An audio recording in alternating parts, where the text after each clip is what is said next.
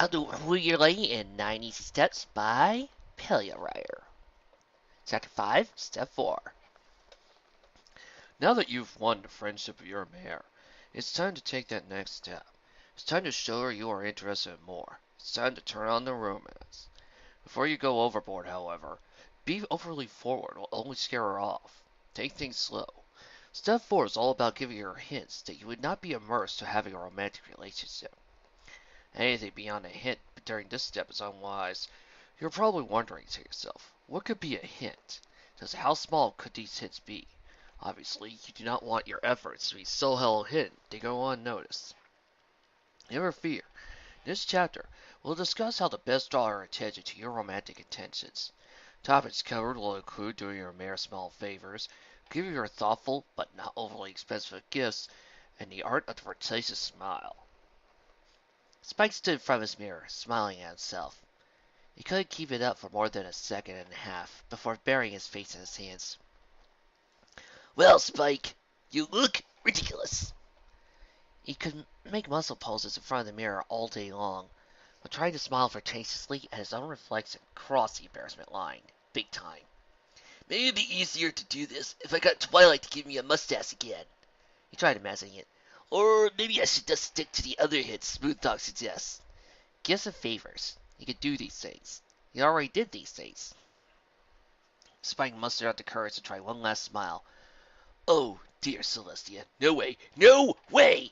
His reflection looked like a lizard with some sort of sick stomach condition and a nervous cheek twitch. Spike only shook his head quickly, shoved the mirror far away. Yes, gifts and favors would definitely be safer.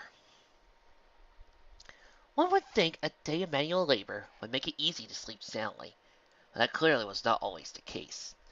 After a dreadful night of tossing and turning, Rarity came to a few conclusions.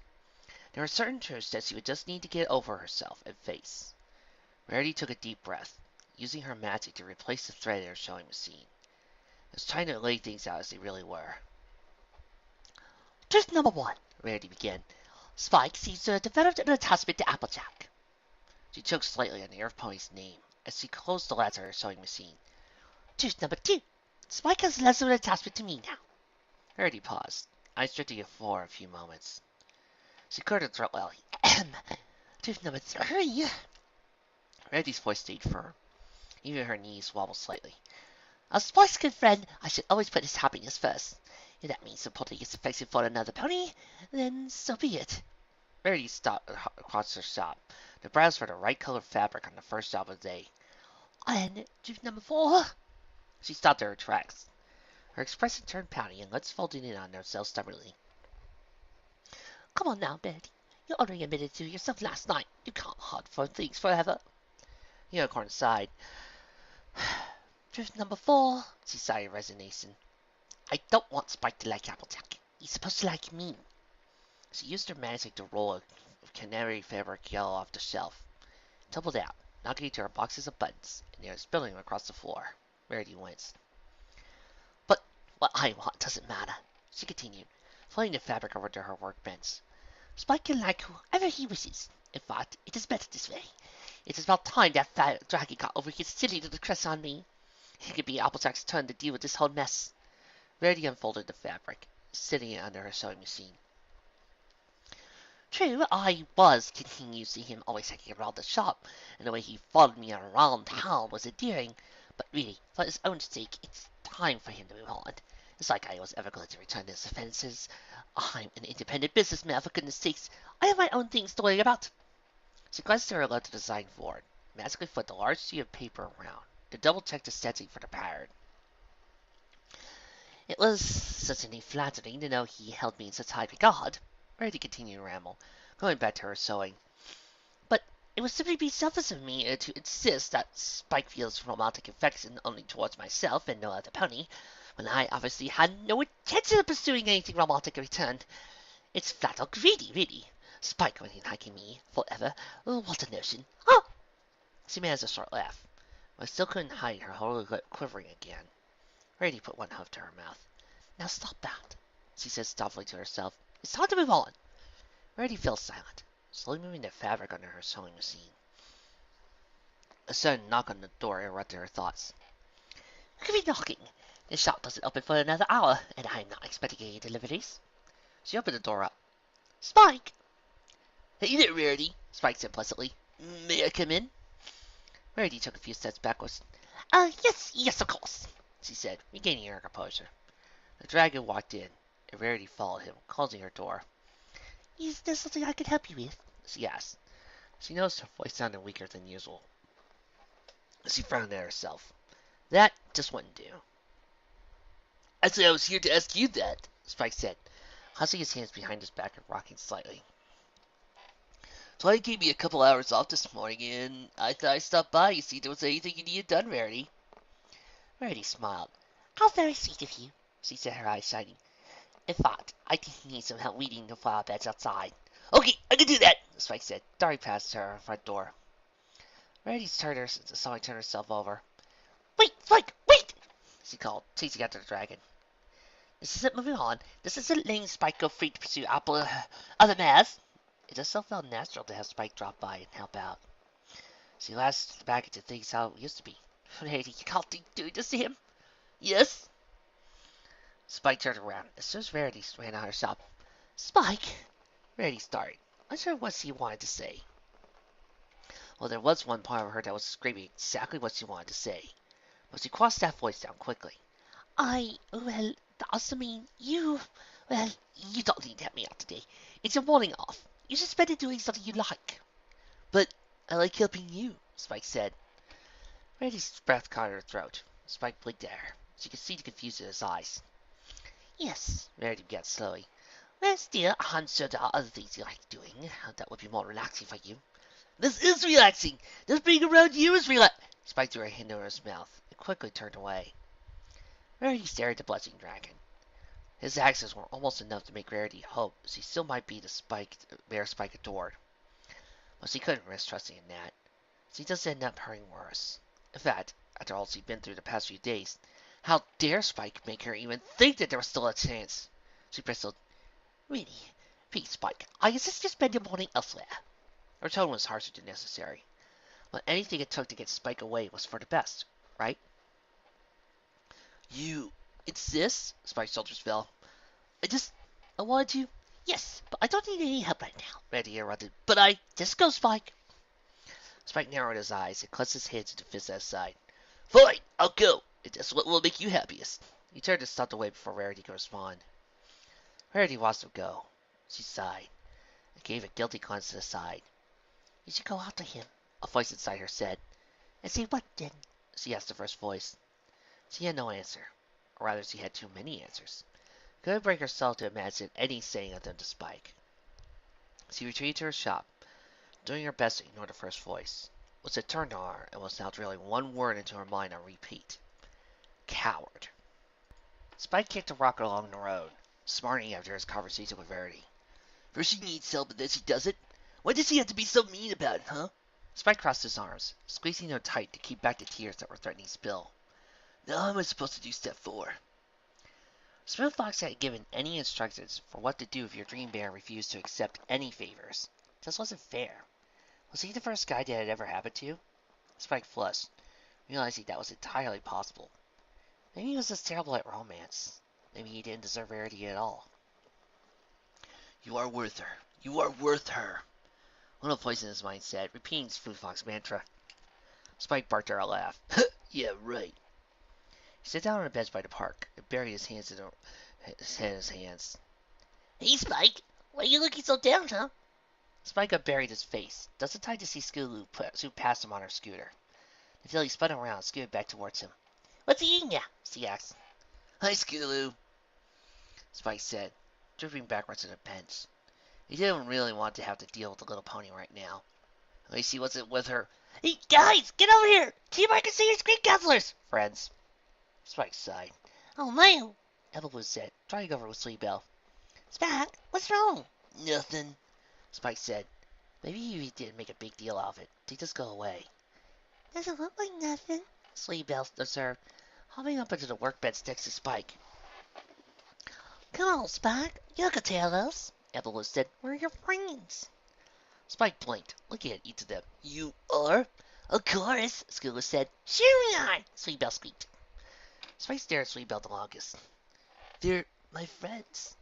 Sleepbell is my friend. Rarity's sister smiled at him from her seat by his side. Maybe he wasn't such a failure as Smooth Fox's book after all.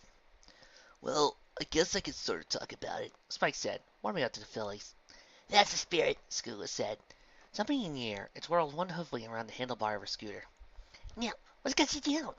Spike sat up straighter. He had to be careful how he worded things, especially with Sleepbell around. Okay, so I wanted to do something nice for some pony, he began, but they turned down the favor. How do you like it? Applebloom asked. I don't know. I wish I knew. Maybe they didn't need the favor? Scooter suggested. No, they needed it, Spike said, remembering to look at Rarity's flower beds. They actually suggested the favor, and then decided they didn't want to do it after all. The three little ponies exchanged glances. So, you're upset you didn't have to do something for somebody else? Applebloom asked for clarification. It's more than that, Spike grumbled. When you put it that way, it doesn't sound like it's a big deal. They all blinked out. Never mind. I didn't think any of you would understand. He began to go up. Wait, don't go, Sleepbell said. We just want to help. She put Spike back down on the bench. Yeah, Applebloom said. I guess we don't know how to understand your problem. Could you tell us who you were trying to help? Spike looked at the ground, swinging his legs back and forth. Some pony important to me. This pony, well, they mean a lot to me. Is it Twilight? No, it's not Twilight. Is it Pinkie Pie? Or Rainbow Dash? What about Rarity? I'm not saying who it is, okay? Spike got up on his feet. Just some pony. I wanted to help them, and they wanted my help too. So late they didn't, and I don't know why. Then they told me to go away. I hate when my sister does that to me, Sleepbell said. Spike blanched. I never said it was your sister.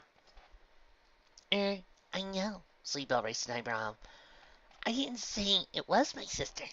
I'm just saying I know how you feel. Yeah, me too, Scooter said. I always want to help out Rainbow Dash, but she usually just tells me to go away. Really? Applebloom tilted her head. Apple says he's usually more unhappy to have help when she needs it. I try to help anyway, Sleepbell continued. I like helping Rarity, but sometimes I have to be secret about it. When she finds out I did it, she gets really upset. She does? Spike asked. Yep. She likes doing things on her own. At least that's what she always tells me. Spike thought this through. Maybe Rarity just wanted to go away so she could do the gardening herself. He frowned slightly. That didn't still explain why she seemed so angry about it, though. I don't know. I don't think this pony wanted to do the job on her own. She seemed more upset at the idea of me helping her with it, Spike explained. She upset, Scooter asked. Nice work, you Riker Sears detectives. Now we know it's a mare. The three fillies cheered, and Spike groaned. So, it's a mare. It was important to you, and it ain't your sister. Applebloom mused. Oh, is it a mare you have a crush on? What? Spike growled backwards on the beds. I didn't say anything like that. Applebloom shrugged. He doesn't seem like my brother when he's talking about his crush. She said, doesn't get it at all. It would explain why you're so down about this, Scooter responded. What's it like having a crush? Sleepbell asked, blinking in interest. I mean, the only one I know anything about crush is that cute little button mask over there on the video game corner. Look out and please controller. So dreamy. I don't have a crush on any pony, Spike insisted. He could feel his cheeks turning bright red. Well, fine. Don't tell us then, Scooter crossed her host, like we even care. I'm bored anyway. Come on, girls. Let's try a look at Frisbee golf cutie marks. Alright, Applebloom said. Then she looked to Spike. Sorry, Spike. Not willing to get you upset and nothing. Good luck on everything. Applebloom and Scooter took off, but Sleepbell stayed behind. What is it like, having a crush? Sleepbell asked again. It's not much fun, that's for sure, Spike mumbled. Oh. Sleepbell sat next to him for another moment. Well, I hope everything works out for you. When whatever pony you're talking about wouldn't mind having the favor done. You didn't let him catch it doing it. That's what I do, at least. She hopped off the bed and trotted off to join her friends. Spike watched her go, considering her words. One way or another, he had to do step 4. If he had to do it secretly, maybe he had to do it secretly. In any case, it was time to get back to the library. He promised Twilight he'd be back before lunch, and his swords would take him to a dinner time. Alright then, Spike decided. I'll work on step 4 tonight. Surprise! Sweetie Belle slammed the door open, and Rarity jumped up from her workbench. Sweetie Belle! Rarity exclaimed, dancing over to the door. What are you doing here? I wanted to ask you something. Sweetie Belle tried over to Rarity's boutique. Rarity groaned inwardly. After everything she'd been dealing with, she needed her little sister around like she needed a visit from the Diamond Dogs. What is it? Sweetie Belle paused, looking at the dress Rarity had fitted that day. Oh, I like this one, she said. Your sleeves look great. Why, thank you. Rarity preened a little. It did turn out rather well, didn't I? Oh, yes, Sweetie Belle agreed. Can I stay for dinner again? Rarity grimaced. Will you butter me up first, Sweetie Belle? I suppose. Did you finish all your homework? Yeah, spent all afternoon on it, too, Sweetie Belle said. She followed Rarity to the kitchen. So, what's for dinner? Rarity took out a bowl from the cupboard. I was going to do a sip of salad. I could put turnips in it if you like. Yeah, Sweetie Belle sleeked up. Yes. Oh, you're going to take me to the fair tomorrow, right? Rarity smiled a little. She began chopping up vegetables. Of course. Is that what you wanted to ask me about? Oh, no. Sweetie Belle perked up from her seat on the kitchen table. I almost forgot. Rarity rolled her eyes, looking away from her sister so she couldn't see. Would you like coffee and crust? Rarity nearly cut her hoof open, and just barely jerked the knife to stop it as it fell from her magical grip. What? Where did this come from? Sweetie Belle shrugged. I don't know. We were talking about it today, and all Spike would say was that it wasn't very fun. You were talking to Spike about this? Rarity asked, aghast. Yeah, Sweetie Belle said. He was in the park today. He looked pretty upset, so we talked to him for a little. I think he has a crush on some pony. I never had one, so I guess what it was like. But his answer was kind of stinks. I thought it'd be fun to have a crush. What do you think, Rarity? Have you had a crush before? Belle, of course I have. Most ponies have by the time I met them my age. Rarity said, splitting the salad into 2 portions, limiting one of the bowls to her sister. Spike talked to Sweetie Belle about his crush. Rarity bit her lip, wondering for a brief moment if he had been referring to his crush on her or on Applejack. She shook her head, mane bouncing slightly. It didn't matter, remember? So, what's it like? Sweetie Belle asked, tearing down her salad. Sweetie, Monas, use your utensils. Rarity frowned. Fine, Sweetie Belle said, slapping one hoof down on the fork. Rarity ate silently for a moment. Having a crush, she began, thinking over. It's really like liking some pony, wanting to be around them, being actually happy for when they are nearby, dreaming about them at night, hoping they feel the same in return, that sort of thing. Oh, Sweetie Belle said, I figured it'd be something like that. Rarity nodded. You know it when you feel it. It's a giddy sort of feeling, like your stomach can stop flipping about itself. Sounds uncomfortable, Sweetie Belle said, tilting her head and raising an eyebrow up high. No, it's a nice feeling, Rarity continued, easily. So, who do you have a crush on? Sweetie Belle asked next. Rarity blinked. I didn't say I have a crush right now. I said I had crushes before. Okay. Sweetie Belle didn't miss a beat. So, who did you used to have a crush on? Rarity thought back. There have been a few ponies. I guess the most recent was Prince Bluebird, but don't even get me started on him. Sweetie Belle asked, her mouthful of salad. Sweetie, 2, please. Rarity leaned back away from her sister. You'll make some pony in. Sweetie Belle swallowed. Sorry, she apologized. Rarity sniffed. It's quite all right. And yes, Prince Bluebird, Princess Celestia's nephew. That turned out to be a horrible mistake, though. I'm ashamed to have ever fallen for him. He was nothing like I ever imagined. Sweetie Belle stared at her sister expectantly, and Rarity sighed, realizing the little filly wanted more of an explanation. I made the error of falling for a pony I never even met. I built up all these expectations and what he would be like. Rarity pushed the last bit of carrot around her bowl, and said mildly, it turns out he was nothing but a spoiled, self-centered jerk. He was the one saving grace that he taught me a valuable lesson. What's that? Sweetie Belle asked. Rarity smiled. You can't pick your perfect stallion. I was so set on falling for Bluebird because it would make me a princess if we married. I was going about things the wrong way. True love is something that finds you, not something you decide on. Sweetie Belle looked like she was about to ask another question, but a noise outside startled both of them before she had a chance. What's that? The little unicorn asked. I'm not sure. Rarity narrowed her eyes. Stay here, okay? Sweetie Belle nodded. Definitely not arguing. Rarity left the kitchen and cautiously approached the front door. Using her magic, she opened it up just a crack. It was dark out, and Rarity couldn't see much in front of her. "Is there anybody there?" she asked. There was no answer. So to give her courage, Rarity opened up the door the whole way and glanced outside. No, honey, just darkness. "Well, that's odd," Rarity said, backing up inside.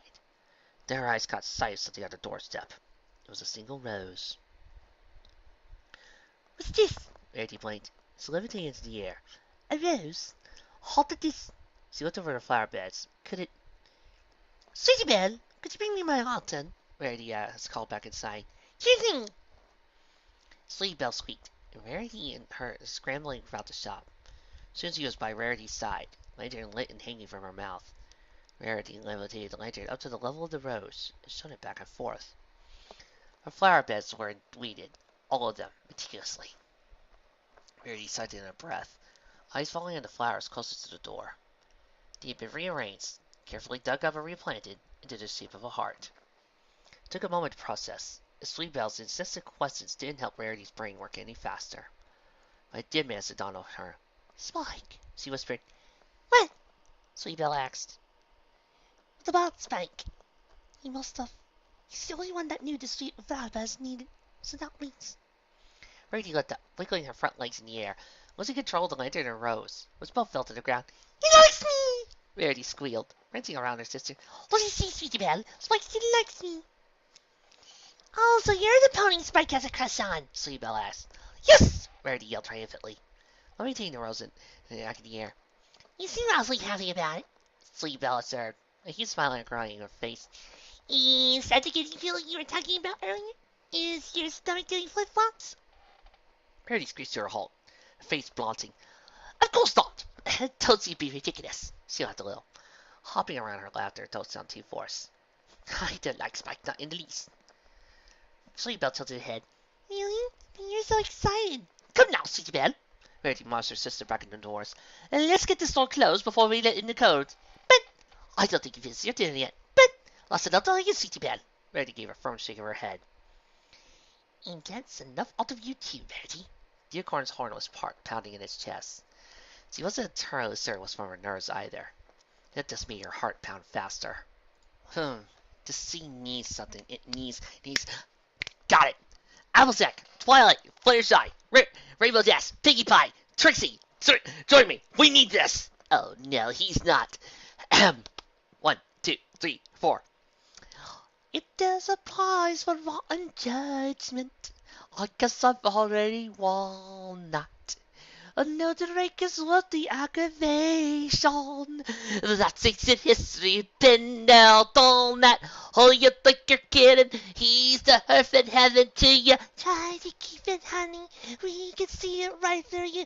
Girl, you can't conceal it. We know who you're feeling and who you're thinking of. No chance, no way, I won't say it, no. You swoon, you sigh, you lie, you die, uh-oh. It's too cliche, I won't say I'm in love. I thought my heart had learned its lesson. It feels so good when you start out. My head is screaming, get a grip now. Unless you're dying to cry your heart out. You keep on denying who you are and how you feeling. Baby, we're not lying, hun. We saw you hit the ceiling. Face it like a grown-up. Oh, when are you gonna own up that you got it bad? Whoa, no chance, no way, I won't say it, no. Give up, give in, check the green, you're in love. You're doing flips, you read our lips, you're in love. You're way off base, I won't say it, get off my case. I won't say I'm in love. I won't say it, no. Give up, give in, check the green, you're in love. This scene won't play. I don't say I'm in love. You're doing flips, read our lips, you're in love. You're way off base. I won't say it. girl, don't be proud. It's okay, you're in love. No taunts, no way. I won't say it, no, no. Get up, get in. Take the grin, you're in love. The scene won't play. I won't say I'm in love. Oh, at least out loud, I won't say I'm in love. If you make Trixie pull that junk again, she will proceed to beat the snot out of you! Oh, come on! You can't tell me you girls didn't enjoy wearing those get-ups. No. No. No. No. Well, I personally enjoyed it. Oh, this is kind of fun! Come on, girls! Toga party! Toga party! Toga! Toga! Toga! Spike, where have you been? And why are you so filthy? Twilight demanded as Spike shut the library door. Spike wiped his feet on the doormat, but he knew it wouldn't be much use. He just had to mop tomorrow. The dragon walked through the front row, leaving dirt clods on a little trail behind him. Sorry, Spike apologized. Was working on step 4. I thought step 4 was doing nice things for your mare. Twilight asked. Let me tell Oscar over. Last I checked, Rarity's not a big fan of dirt. Yeah, Spike said, trudging up the stairs. But I still like this, I think. I don't know. It's been a confusing day, okay, Twilight? All I wanted to do was just take a bath and go to bed. Twilight mercifully took pity on him and lowered her washcloth. Okay, but you'll be cleaning this up tomorrow, right? She gestured and left behind him. Yeah, I'll get up early before the fair. Okay then, Twilight replied, giving him one last look. But don't strain yourself. Get some sleep tonight, okay? Yeah, Spike said, exhausted. So sleep should be easy, but the dragon crown. The fair was tomorrow. It was a perfect setting to try step 5. He just couldn't ignore that. Okay, male side this time. Alright. Starting armor, Big Mac, Caramel, Flash Sentry, come on! We need to really get this thing going. Do we also have to wear these dresses? Yes, this song will only work if you guys wear those fancy lady dresses. Come on, backup singers! Hi! Does she love me? I wanna know. How can I tell if she loves me so? Is it in her eyes? Oh no, you'll be deceived. Is it in her size? Oh no, she'll make believe. If you wanna know if she loves you so, it's in her kiss. That's where it is. Is it in her voice? Oh no, that's just her charms. Or is it in her warm embrace? Oh no, that's just her arms. If you wanna know if she loves you so, it's in her kiss. That's where it is. It's in her kiss. That's where it is. Oh, hug her and squeeze her tight. Find out what you wanna know. If it's love, it really is. It's there in her kiss. How about the voice of her ox? Oh no, that's not the way. You're not listening to all I say. If you wanna know if she loves you so, it's in her kiss. That's where it is. It's in her kiss. That's where it is.